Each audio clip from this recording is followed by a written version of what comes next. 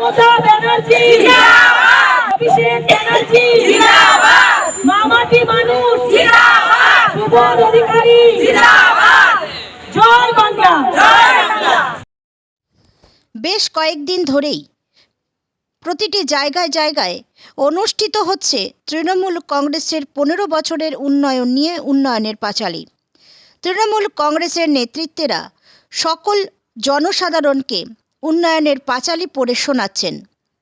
আজ কাঁচরাপাড়া 5 নম্বর ওয়ার্ডে অনুষ্ঠিত হলো এই উন্নয়নের পাঁচালী।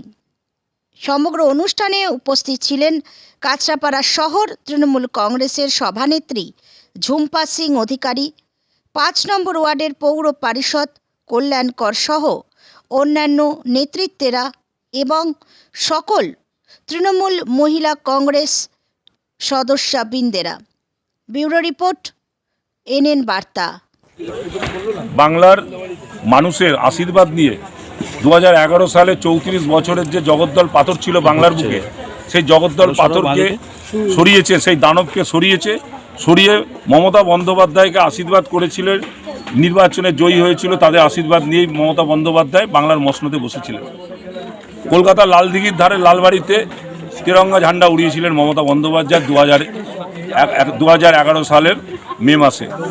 তারপর থেকে আজকে পর্যন্ত 15 বছর ধরে জননেত্রী পশ্চিমবাংলার মানুষের মহিলাদের, মানে আমার এখানে ঝুম্পা সিং রয়েছে, ঝুম্পা সিং আমাদের কাঁচরাপাড়া পৌরসভার 1 নম্বর ওয়ার্ডের পৌর প্রতিনিধি তথা কাঁচরাপাড়া শহর তৃণমূল মহিলা কংগ্রেসের নবনিযুক্ত সভানেত্রী।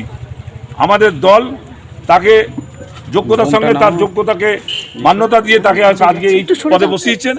তিনি আজকে এতদিন শুধুমাত্র 1 নম্বর ওয়ার্ডকে নেতৃত্ব দিয়েছিল, আজকের দিনে সারা কাঁচরাপাড়ার মহিলাদের নেতৃত্ব দেবেন।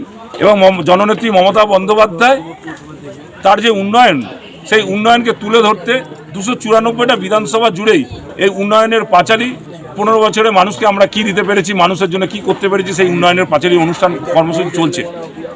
সেরকম আমাদের এই 5 নম্বর ওয়ার্ডে আজকের এই অনুষ্ঠান আপনারা নিশ্চয়ই দেখেছেন যে মমতা বন্দ্যোপাধ্যায় পথশ্রীর মাধ্যমে 20,000 কিলোমিটার রাস্তা নির্মাণের কথা বলেছেন। কাজ বিভিন্ন জায়গায় শুরু হয়ে গেছে, আমার ওয়ার্ডেও অল্প কিছু দু একদিনের মধ্যে শুরু হবে। আপনারা দেখেছেন যে পাড়ায় সমাধানে আমাদের এই পাড়ার অনেক মানুষ এসেছিলেন, কোন জায়গাটা কি দরকার আছে, কোন রাস্তাটা দরকার, কোন ড্রেনটা দরকার, কোথায় আলোর দরকার, সেগুলি তারা দাবি জানিয়েছেন, সেই নথিভুক্ত করেছেন। তারপরে বিভিন্ন জায়গায় কাজ হচ্ছে, কাজ প্রায় মাঝপথে সেই কাজ হয়েছে। এবং আজকে যুবসাথী অর্থাৎ বেকার যুবকদেরকে তিনি 1,500 টাকা করে দেওয়ার কথা ঘোষণা করেছেন। আগামী 15 ফেব্রুয়ারি থেকে সেই ফর্ম ফিল আপের কাজ চলবে এবং 1 এপ্রিল থেকে সেটা কার্যকরী হবে।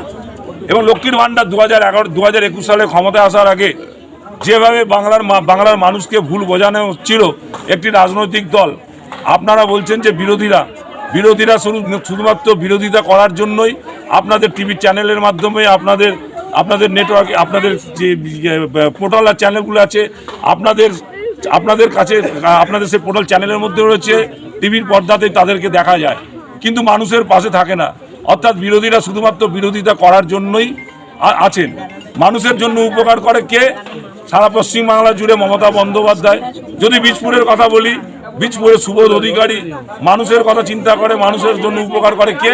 কাঁচরাপাড়ার বুকে কমল অধিকারী, পৌরপ্রধান কমল অধিকারী। আমরা প্রত্যেক তাদের নির্দেশ মতন আমরা এগিয়ে চলি, মানুষের দুয়ারে দুয়ারে যাই।